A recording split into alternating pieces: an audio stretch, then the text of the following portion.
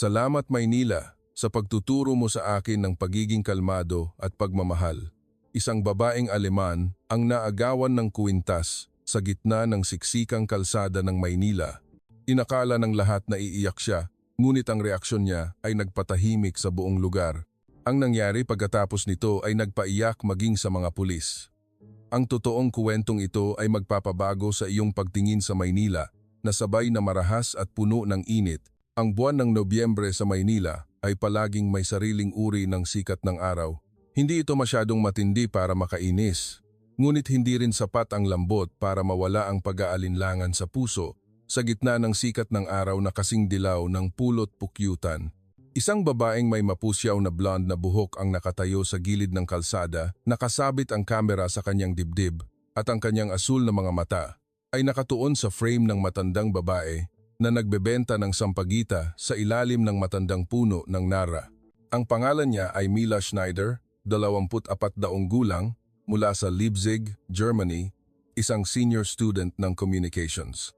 Photojournalism, nag-i-intern siya para sa isang internasyonal na travel magazine at pinili niya ang Pilipinas para sa kanyang huling internship.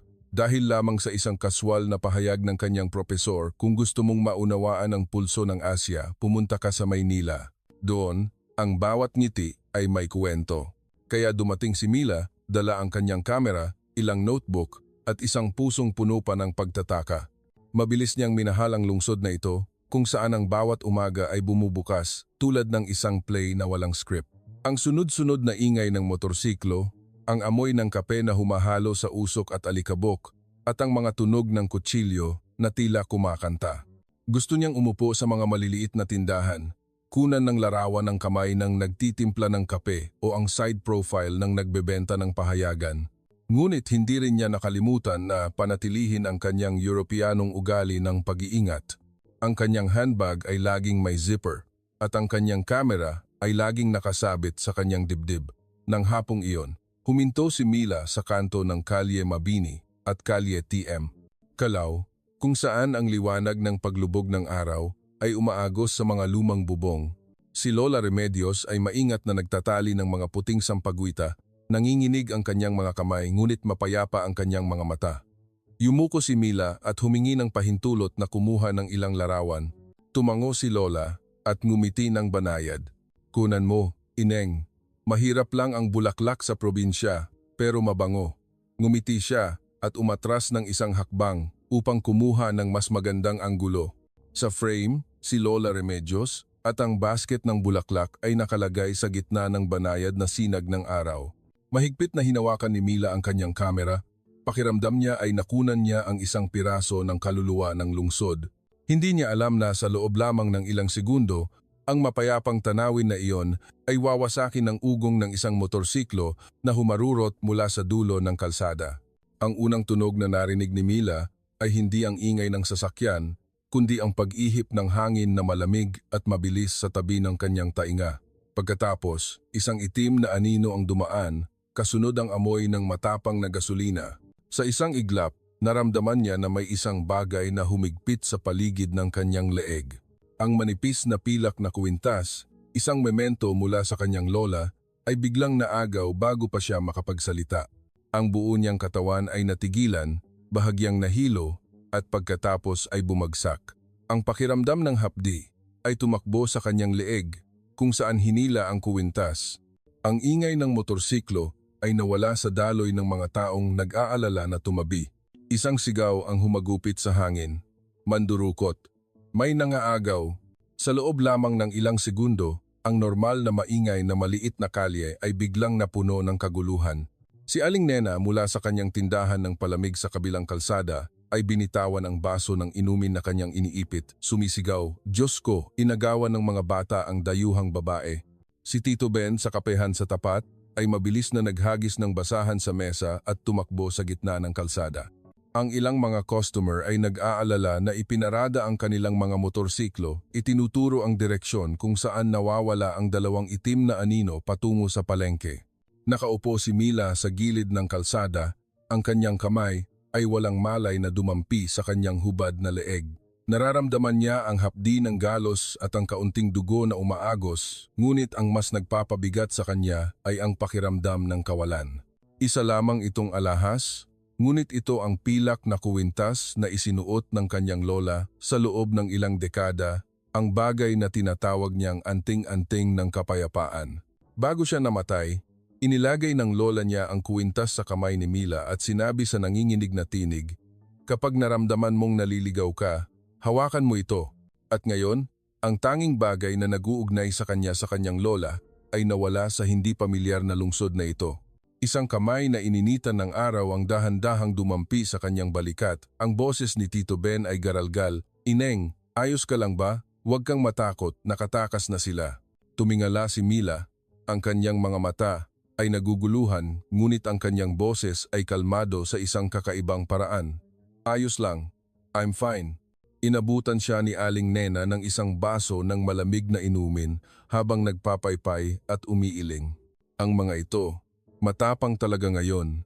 Kapag nakita nilang nagpabaya, aagawin agad. "Kawawa naman ang bata, bago ka lang ba sa Pilipinas?" Tumango si Mila, ngumingiti ng tipid. "Halos 2 buwan na akong naninirahan dito. Hindi ko lang naisip na mangyayari ito ng ganito kabilis." Tumingin si Tito Ben sa paligid. Ang kanyang mga mata ay puno ng inis. "Dito mismo nangyari at hinayaan nating gawin nila iyon. Nakakahiya. Kailangan nating ipaalam agad sa pulis." Isang batang lalaki na mga 10 taong gulang na tumutulong sa tindahan ang tumakbo, hawak pa rin ang kanyang lumang cellphone. "Nakita ko po, Tito Ben. 2 lalaki ang sakay ng motorsiklo. Kinukunan ko ng litrato si Ate Dayuhan habang tumatawa si Lola. Baka nakuha ko ang motorsiklo sa side mirror." Tiningnan ni Mila ang batang lalaki, ngumiti ng may pagpapahalaga. "Salamat, Junjun. Napakagaling mo." Hindi pa lubos na naiintindihan ni Mila ang sinabi ng bata. Ngunit ang kanyang nagniningning na mga mata at masiglang boses ay nagpainit sa kanyang puso. Humampas ang hangin sa hapon, dala ang amoy ng usok ng sasakyan at ang ingay ng mga naghahatid. Huminga ng malalim si Mila, sinisikap na pakalmahin ang kanyang mabilis na tibok ng puso. Isang bahagi niya ang gustong umiyak, ngunit ang mas malaking bahagi ng kanyang pag-iisip ay bumulong. Huwag, hindi dapat. Tahimik niyang inaayos ang kanyang kamera, tumayo, at sinabing may mahinahong boses, "Ayos lang ako. May nasaktan pa ba?" Ang tanong na iyon ay nagpatahimik sa mga tao. Tiningnan nila siya ang babaeng dayuhan na ninakawan sa gitna ng kalye, ngunit sapat pa ring kalmado upang mag-alala para sa iba. Bahagyang kumunot ang noo ni Tito Ben at pagkatapos ay tumango. "Walang nasaktan, Ineng. Napakagaling mo. Panatilihin mo ang pagiging kalmado, ha?" Sa mga mata ng mga taga-Maynila sa paligid, ang paghanga ay pumalit sa awa. Hindi pa sila nakakita ng sinumang dayuhan na kalmado pagkatapos ng ganoong pagkabigla. At marahil, mula sa sandaling iyon, hindi na nila siya tiningnan bilang isang kakaibang dayuhan kundi bilang bahagi ng sulok ng kalye na ito. Ang kalye, na dating maingay, ay naging mas magulo. Ang mga nagdadaan ay humihinto sa kanilang sasakyan, nagtuturo at nag-uusap. Ang mga busina ng sasakyan ay sunod-sunod na umingay at pagkatapos ay dahan-dahang naging mga inis na pagbubulong. Ngunit sa gitna ng magulong crowd na iyon, isang maliit na bilog ang nabuo sa paligid ni Mila kung saan ang mga tao ay hindi nagsisiksikan kundi nagbabahaginan. Si Aling Nena, namumula ang mukha sa galit habang nag-iipit ng inumin, ay bumulong, ninakawan sa gitna ng araw. "Hindi ba nakakahiya, Diyos ko? Ayos lang ba ang bata?" Tumingin si Tito Ben sa direksyon kung saan nawala ang motorsiklo, huminga ng malalim. Ibang klase ang dalawang iyon. Nagmamaneho tulad ng mga taong pamilyar sa mga kalsada. Kanina, nakita ko silang paikot-ikot. Isang binatilyo na nagbebenta ng loto ang lumapit, humihingal. "Tito Ben, nakita ko silang lumiko sa eskwinita ng Tondo. Siguradong taga rito lang sila." Nagngit-ngit ang ngipin ni Tito Ben. "Aba, mamaya, kapag dumating ang pulis, sasabihin ko lahat." Habang nagkakagulo ang lahat, nakatayo pa rin si Mila, magkadikit ang 2 kamay sa harap ng kanyang tiyan. Huminga siya ng malalim, naramdaman ang malamig na pawis sa kanyang sintido at ang kanyang mabilis na tibok ng puso, ngunit nanatiling kalmado ang kanyang mukha. Ang kamera ay nakasabit pa rin sa kanyang dibdib, ang cellphone ay nasa bulsa pa rin, ligtas pa rin ang kanyang wallet, lahat ay naroon, maliban sa pilak na kuwintas. Inabot ni Aling Nena ang isang tissue kay Mila. "Punasan mo, Ineng, may dugo ang leeg mo." Bahagyang yumuko si Mila. "Salamat. Ayos lang po ako."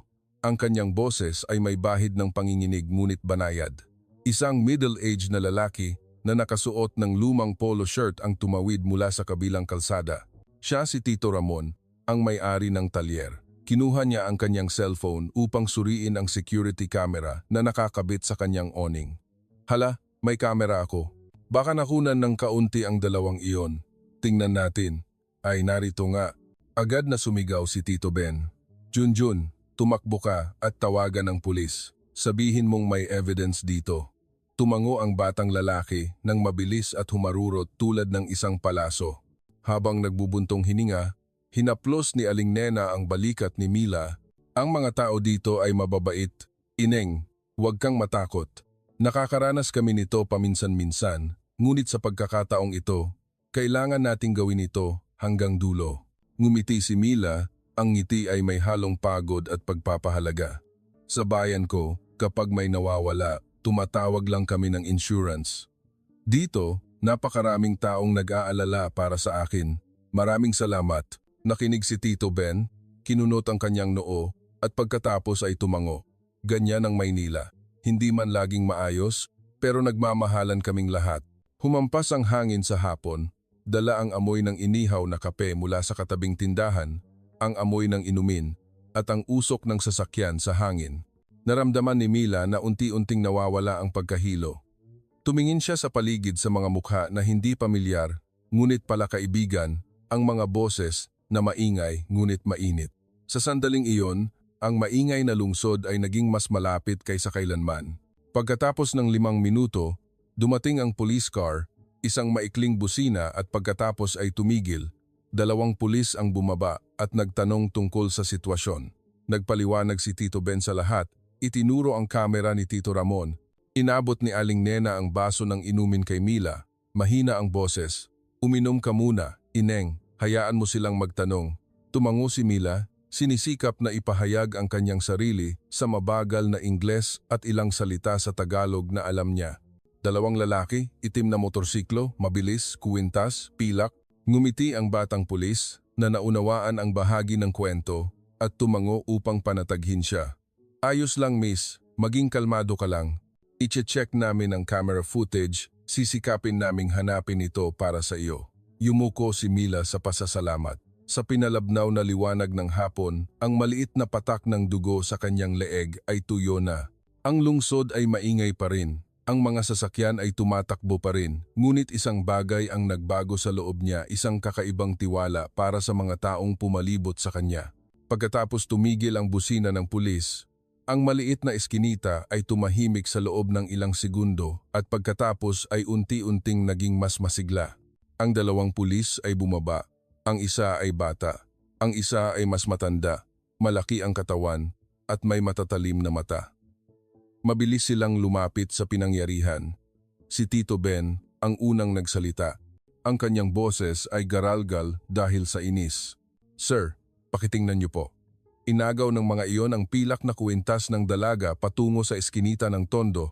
Buti na lang at hindi siya natumba dahil kung nahulog siya sa kalsada, napakadelikado. Tumango ang batang pulis at tumingin kay Mila. "Ayos ka lang ba, Binibini?" Tanong niya sa wikang Tagalog na may halong Ingles. Bahagyang umiling si Mila, mahina ang boses. "Ayos lang po ako, gasgas lang po ng kaunti. Salamat po sa lahat." Pumasok si Aling Nena, hawak pa rin ang baso ng sagot gulaman. "Nakita ko po ang 2 iyon. Nakasakay sa itim na motorsiklo, walang helmet. Ang nakasakay sa likod ay nakasuot ng kulay abo na jacket at ang mukha ay nakatakip ng mask. Sa tingin ko, taga rito lang sila. Madalas namin silang nakikita." Tumakbo si Junjun mula sa dulo ng eskinita. Namumula ang mukha dahil sa mabilis na pagtakbo, hawak ang kanyang cellphone. "Tito Ben, nasabi ko na po sa pulis na naka-duty." Sabi niya, titingnan pa nila ang kamera.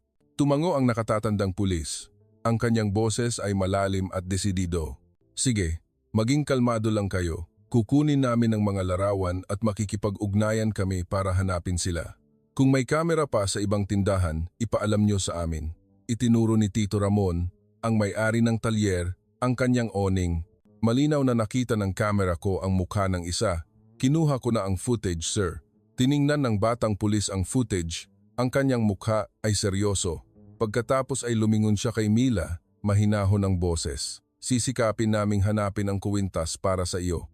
Kahit na hindi malaki ang halaga, ito ay isang memento, tama ba? Tumango si Mila.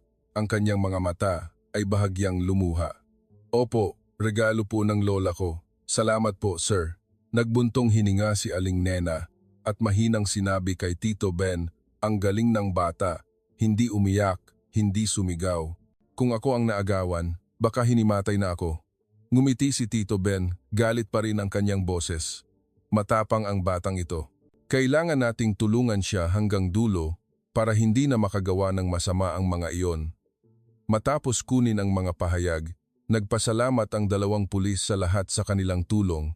Ang isa ay lumingon pa kay Mila at nagpaalala, magpahinga ka na lang, miss. Huwag kang mag-alala. Kapag may balita, ipapaalam namin sa iyo.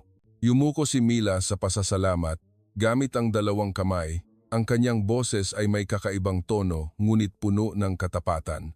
Salamat po. Napakabait ninyong lahat.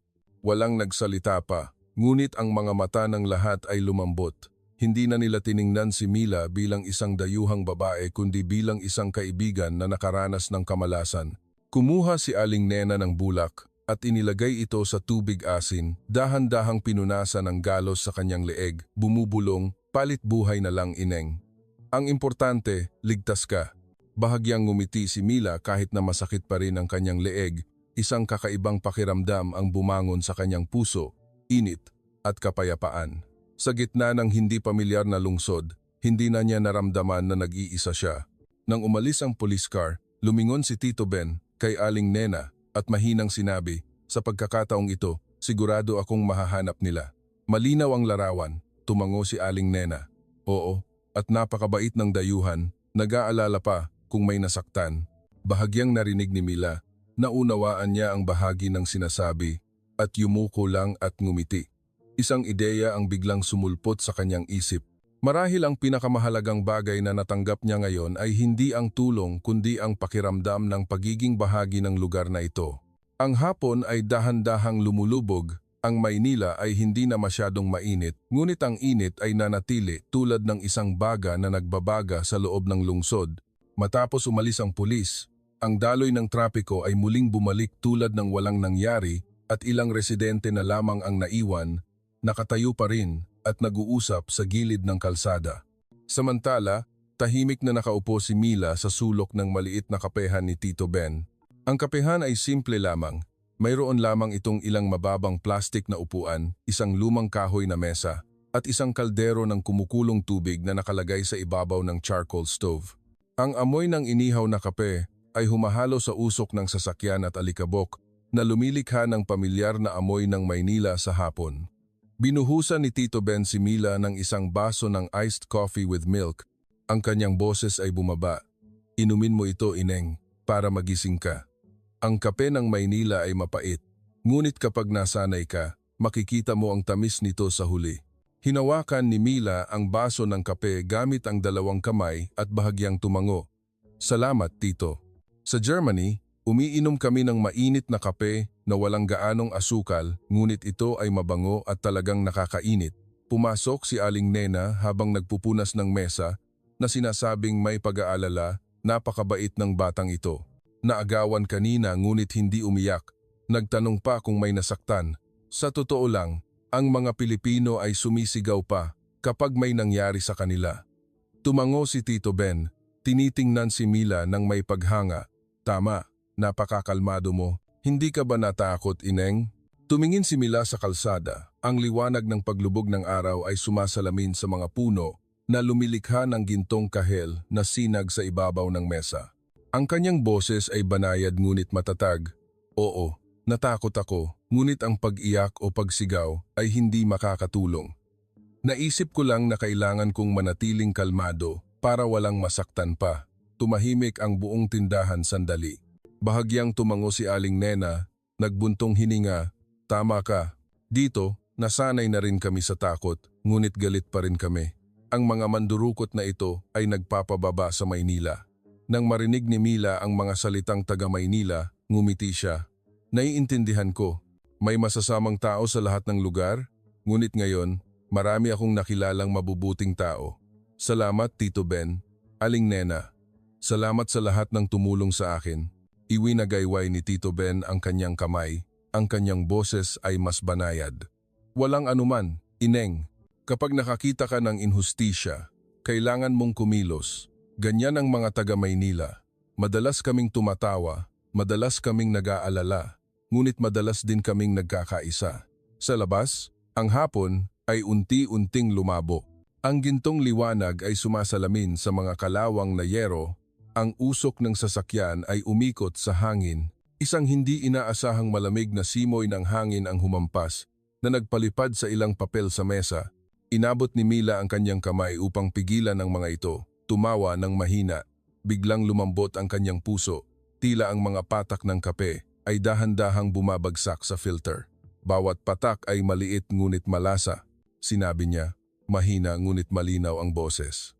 May natutunan ako ngayon. Sa Germany, laging naghahanda ang mga tao. Kinakalkula ang mga panganib, nagpaplano kahit para sa pinakamasama.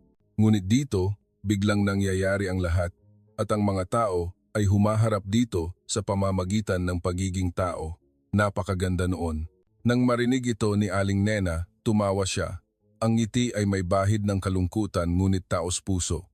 Oo, dito, wala kaming masyadong pera, ngunit mayroon kaming puso. Siguro, dahil mahirap kami, mas madaling magmahalaan. Tumahimik si Tito Ben ng matagal at pagkatapos ay dahan-dahang sinabi, alam mo, noong bata pa ako, naagawan din ako ng wallet dito mismo. Nawala ang lahat ng pera ko. Ang pinakainaalala ko ay hindi ang pera, kundi ang isang estranghero na sumunod sa akin at nagtanong kung ayos lang ako. Mula noon, pinanatili ko ang kapehan dito, tila nagbabantay sa mga nagdadaan, tumutulong sa sinumang kaya kong tulungan. Tiningnan ni Mila si Tito Ben, ang kanyang mga mata ay nagliliwanag sa pagkaantig. Sinabi niya sa medyo Tagalog ngunit malinaw, Tito Ben, sa tingin ko, ang lungsod na ito ay hindi lamang ingay at sasakyan. Mayroon itong puso. Mahinang tumawa si Tito Ben. Ang sinabi ng dalaga ay nagpaalala sa kanya ng mga taon na nanirahan siya sa gitna ng mataong lungsod na ito, ang lahat ng ulan at sikat ng araw, lahat ng pagkawala. At totoo, ang Maynila ay may puso, isang pusong nakalagay sa mga ordinaryong tao. Ang mga taong nag-aalala para sa isa't isa sa bawat maliit na bagay. Yumuko si Mila at humigop pa ng kape. Ang pait ay dahan-dahang natunaw at ang tamis ay lumabas sa kanyang lalamunan. Bigla niyang naunawaan ang sinabi ni Tito Ben kanina, ang buhay ay tulad ng kape, may pait, may tamis. Ang importante ay kung paano mo ito tinitikman. Sa labas, nagsimula ng lumubog ang araw. Dahan-dahang bumukas ang mga ilaw sa kalsada na sumasalamin sa mukha ng dalaga, kalmado, banayad, ngunit malalim. Hindi na siya estranghero sa mga mata ng mga nasa paligid niya. Siya si Mila, ang babaeng dayuhan na naagawan ng kuwintas, ngunit nanatiling matatag at ngumingiti sa puso ng Maynila. Nang gabing iyon, ang Maynila ay umuugong pa rin sa ingay ng mga sasakyan tulad ng isang symphony na hindi tumitigil. Nakaupo si Mila sa tabi ng bintana ng kanyang maliit na inuupahang kwarto sa kalye ni Canor Garcia.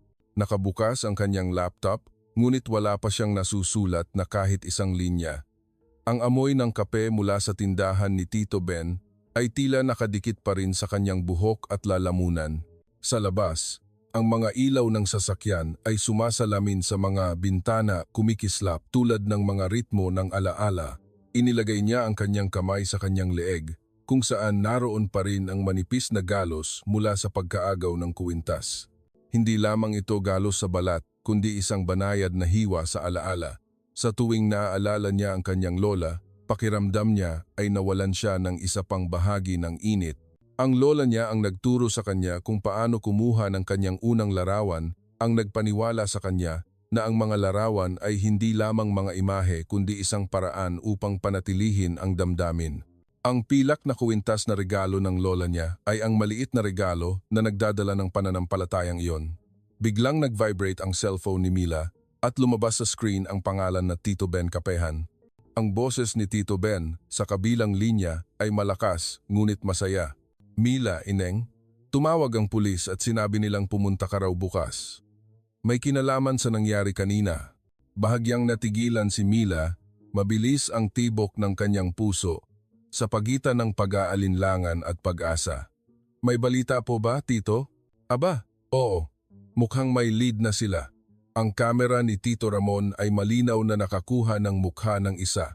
Ngunit ang mas espesyal, sinabi nilang kinuha raw ni Junjun ang isang larawan ng plate number na sumasalamin sa side mirror.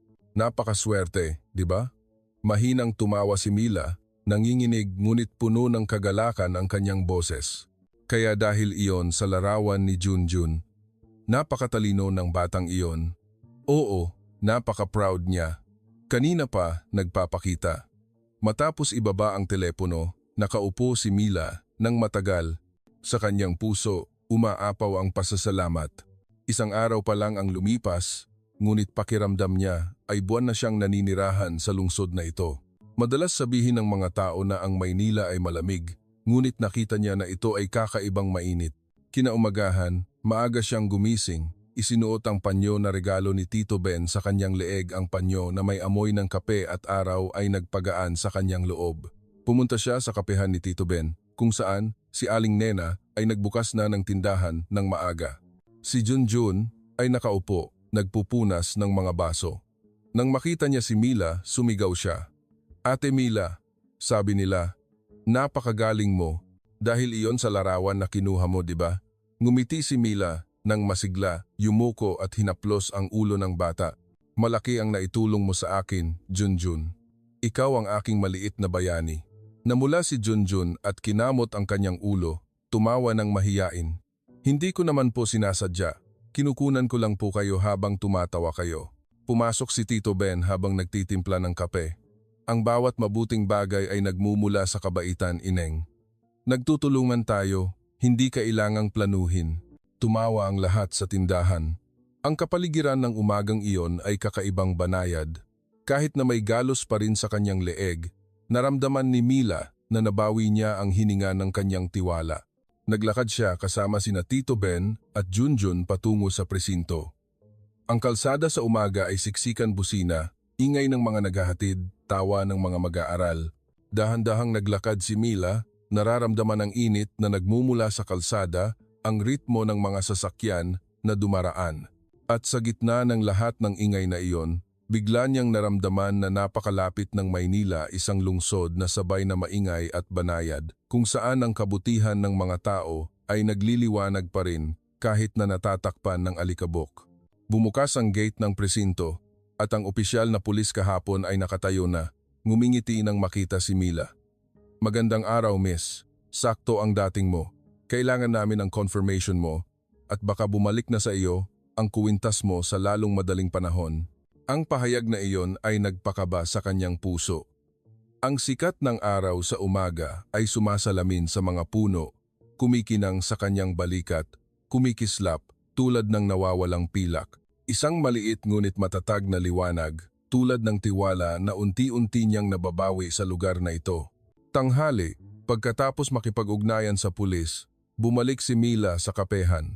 Ang Maynila sa tanghali ay laging napakainit. Ang init na nagmumula sa kalsada ay nagpapagalaw sa hangin.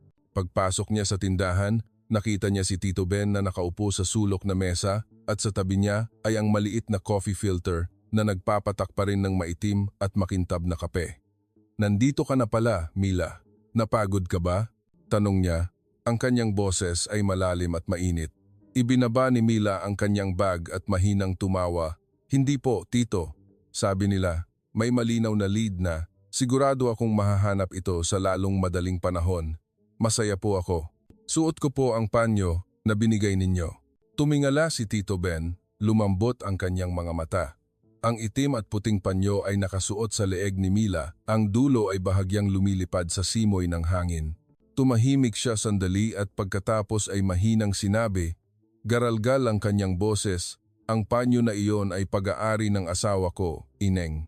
Natigilan si Mila, nagulat na tumingin sa kanya. Tumingin siya sa walang laman na espasyo sa harap ng tindahan, dahan-dahan ang kanyang boses na tila nakikipag-usap sa mga alaala. Noon, nagtitinda rin kami ng kape dito. Mas bata siya sa akin ng 7 taon, morena ang kutis, at banayad magsalita. Sa init ng tanghali, isinusuot niya ang panyo na iyon, sinasabing takot siyang masunog. Pagdating ng tag-ulan, ginagamit niya itong pantakip sa buhok ko para hindi ako sipunin. 4 na taon na siyang namatay at iningatan ko ang panyo na nakasabit sa tindahan. Kahapon, nang makita kitang naagawan ng kuwintas, naisip ko, sige, ang pinakamahalagang bagay na natanggap ko, dapat kong ibahagi. Baka makatulong iyon na gumaan ang pakiramdam ng isang tao. Humina ang kanyang boses. Natahimik si Mila. Sa gitna ng matinding init ng Maynila, ang kwentong iyon ay nagpalamig ng kakaiba sa kapaligiran ng tindahan. Yumuko siya, tinitingnan ang panyo at biglang naramdaman na mas uminit ang kanyang leeg. Tila may naglagay ng isang mabait na kamay sa kanyang balikat. Tito Ben, mahina niyang sinabi, "Salamat po. Sa tingin ko, napakabait ng lola ninyo. Napakaganda at mainit ng panyo, tulad ng puso ninyo." Ngumiti siya isang simple ngunit malalim na ngiti. Oo, napakabait niya tulad ng lupa. Hindi ko iningatan ang panyo para maalala ang kalungkutan, kundi para maalala ang paraan ng kanyang pamumuhay simple ngunit puno ng pagmamahal. Ang pahayag na iyon ay nagpaiyak kay Mila. Bigla niyang naunawaan kung bakit ang lungsod na ito, sa kabila ng pagiging magulo at puno ng pagkawala, ay laging nagpapamahal sa mga tao. Dahil sa bawat maliit na tao, may isang kuwento, isang pusong marunong panatilihin ang kabutihan. Sa labas, ang araw ay sumasalamin sa mga yero, tulad ng libu-libong maliliit na piraso ng salamin. Ang ingay ng mga sasakyan ay tuloy-tuloy, ang ingay ng kutsilyo, ang iyak ng sanggol, ang busina ng bus, lahat ay humahalo, na lumilikha ng symphony ng buhay. Tahimik na nakaupo si Mila, magaan ang kanyang puso. Lumingon siya kay Tito Ben, ang kanyang boses ay banayad tulad ng hangin. Sa tingin ko, baka nandyan pa rin ang lola ninyo, sa hangin, sa amoy ng kape. Ang panyo na ito ay hindi lamang nagpapainit sa akin, kundi nakakatulong din sa akin na maunawaan ang tungkol sa pag-ibig, ang uri ng pag-ibig na hindi nawawala kahit na umalis na ang tao. Tumango si Tito Ben, ang kanyang mga mata ay nagliliwanag sa banayad na liwanag ng isang taong nakaranas na ng maraming bagyo. Tumango siya ng dahan-dahan. Oo, baka tama ka, Ineng. Ang mga bagay tulad ng pagmamahal ay hindi natin nakikita, ngunit nananatili ito sa paraan ng ating pakikitungo sa iba. Tahimik silang umupo. Sa tindahan, ang tanging maririnig ay ang patak ng coffee filter at ang ingay ng sikadas sa mga puno. Ang sikat ng araw sa tanghali ay sumasalamin sa mga yero na nagpinta ng mga nag-uugnay na sinag sa sahig tulad ng mga pilak na hibla. Tiningnan sila ni Mila at bigla siyang nakita na magkapareho sila ng kuwintas ng kanyang lola, manipis, kumikinang at marupok, ngunit hindi kailanman nawawala. Pagdating ng gabi, bumalik ang Maynila sa dati nitong ritmo, mabilis, maingay, ngunit may bahid pa rin ng lambot kapag ang huling simoy ng hangin ay humahampas sa mga puno. Nakaupo si Mila sa harap ng maliit na kahoy na mesa sa kanyang inuupahang kwarto. Ang mahinang dilaw na ilaw ay nagpapalabas ng kanyang anino sa dingding mahaba at manipis tulad ng lumang kuwintas. Ang panyo ay nakasuot pa rin sa kanyang leeg, nagpapalabas ng komportableng init. Binuksan niya ang kanyang notebook na puno na ng mga sulat at maliliit na sketch mula nang dumating siya sa Pilipinas. Sa bagong pahina, maingat niyang isinulat ang unang linya sa Aleman, ang wikang palagi niyang ginagamit kapag sumusulat siya sa kanyang lola. Mahal kong lola, may natutunan ako ngayon na baka mapangiti ka kung malalaman mo. Ang dulo ng panulat ay dahan-dahang dumulas sa papel. Ang kanyang sulat kamay ay kasing lambot ng boses ng kanyang lola. Isinulat niya na naagawan siya ng kuwintas, ang regalong ibinigay sa kanya ng kanyang lola bago siya namatay. Isinulat niya ang tungkol sa mabilis na pag-agaw, ang pakiramdam ng kawalan nang dumulas ang kanyang kamay sa kanyang hubad na leeg. Ngunit pagkatapos ay nagpatuloy siyang sumulat, ang kanyang tono ay lumambot, ngunit hindi ako natakot. Naalala ko ang sinabi mo na kapag may nangyari, huminga muna at pagkatapos ay magpatuloy. Tama ang ginawa ko, Lola, at hindi ako nag-iisa. May mga estranghero na pumalibot sa akin, nag-aalala para sa akin, umaaliw sa akin na parang pamilya nila ako. Huminto si Mila sa pagsulat, tiningnan ang bintana. Sa labas, ang mga ilaw ng sasakyan ay sumasalamin sa bawat wave tulad ng alon. Yumuko siya at nagpatuloy sa pagsulat. Alam mo ba, nakilala ko ang isang lalaki na nagngangalang Tito Ben. Binigyan niya ako ng panyo ng kanyang namatay na asawa dahil lang sa nakita niyang malamig ang leeg ko. Hindi ko alam kung paano ilarawan ang pakiramdam na iyon, sabay na malungkot at mainit. Ang mga taga Maynila, Lola, mayroon silang sariling paraan ng pagmamahalan. Hindi sila nagsasalita ng marami, hindi sila nagpapakita, ngunit gumagawa sila ng mabuti ng natural tulad ng paghinga. Huminto siya, tiningnan ang kamera sa tabi niya na mayroon pa ring mga larawan na hindi pa nade-develop. Si Lola Remedios na nagtatali ng sampaguita. Si Tito Ben na nakatayo sa tabi ng tindahan. Si Junjun na ngumingiti ng walang muwang. At ang larawan na sumasalamin sa plate number sa side mirror na hindi sinasadyang nakuha ng bata. Ang bawat larawan ay tila nagkukuwento ng bawat tibok ng puso ng lungsod. Nagpatuloy siyang sumulat. Inimbitahan ako ng pulis na pumunta sa presinto bukas. Sabi nila, baka mahahanap nila ang kuwintas. Hindi ko alam kung totoo, ngunit panatag na ang loob ko. Dahil kahit natuluyan nang mawala ang pilak, nakita ko ang isang bagay na mas mahalaga, ang tiwala sa mga tao. Sa tingin ko, mauunawaan mo ito dahil sinabi mo noon, ang mabubuting tao ay nasa lahat ng dako, kailangan mo lang maging bukas ang iyong puso upang makita sila. Ngumiti si Mila sa ilalim ng ilaw. Isinara niya ang notebook at inilagay ang kanyang kamay sa panyo at biglang naramdaman na puno ang kanyang puso. Sa kalsada, ang ingay ng kutsilyo ng pandesal ay umalingaw-ngaw sa gabi, kasunod ang amoy ng bagong lutong tinapay. Huminga siya ng malalim. Sa sandaling iyon, napagtanto niya na ang lungsod na ito ay hindi lamang lugar kung saan siya pumunta upang sumulat ng mga artikulo o kumuha ng mga larawan, kundi isang lugar na nagtuturo sa kanya kung paano mabuhay, kung paano magtiwala, kung paano makaramdam. Ang bawat tao na nakilala niya, bawat maliit na kwento, ay humipo sa kanya sa isang paraan, tulad ng paghipo ng kanyang lola sa kanyang pagkabata gamit ang banayad na mga salita.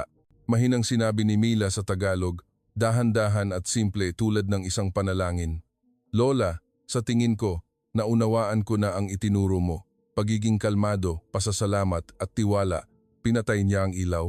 Ang liwanag sa labas ng kalye ay sumasalamin sa bintana na nagpapakita ng isang kumikinang na sinag sa dingding tulad ng pilak na iniwan ng kanyang lola. Kinaumagahan, ang Maynila ay kakaibang malinaw. Pagkatapos ng isang gabing pagulan, ang maliliit na lawa sa kalsada ay kumikinang na sumasalamin sa unang sikat ng araw. Mila ay nakaupo sa tabi ng maliit na kahoy na mesa sa kanyang inuupahang kwarto. Sa harap niya ay ang notebook, ang kamera, ang panyo at ang pilak na kuwintas ng kanyang lola. Dalawang simpleng bagay ngunit naglalaman ng buong paglalakbay na dinanas niya mula sa takot sa simula hanggang sa kapayapaan at pagmamahal ngayon. Binuksan niya ang notebook at isinulat ang huling mga linya, huling araw sa Maynila. Ang lungsod na ito ay nagturo sa akin ng isang mahalagang bagay. Sa ingay, minsan, ang isang ngiti at kabutihan ay sapat na upang manatiling matatag ang isang tao. Nawalan ako ng isang bagay ngunit nakatanggap ako ng higit pa ang pagiging tao. Isinara ni Mila ang notebook, maingat na inayos ang panyo at isinuot ito sa kanyang leeg. Ang pilak na kuwintas ay nakatago sa ilalim. Tumingin siya sa salamin, ngumiti ng banayad. Ang sumasalamin na imahe ay isang ibang Mila mas matanda, mas kalmado at medyo nakakabit sa lungsod na ito, tulad ng isang pamilyar na tao na muling nakita. Bago siya pumunta sa paliparan, dumaan siya sa kapehan ni Tito Ben.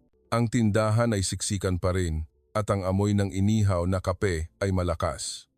Si Aling Nena ay nagpupunas ng mesa at si Junjun ay tumatakbo sa paligid gamit ang kanyang maliit na backpack.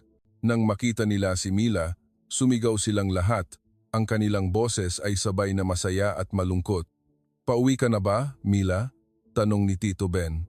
Ang kanyang boses ay garalgal. Tumango siya. Opo, uuwi na po ako. Ngunit sigurado akong babalik ako. Mayroon akong maliit na regalo para sa inyong lahat.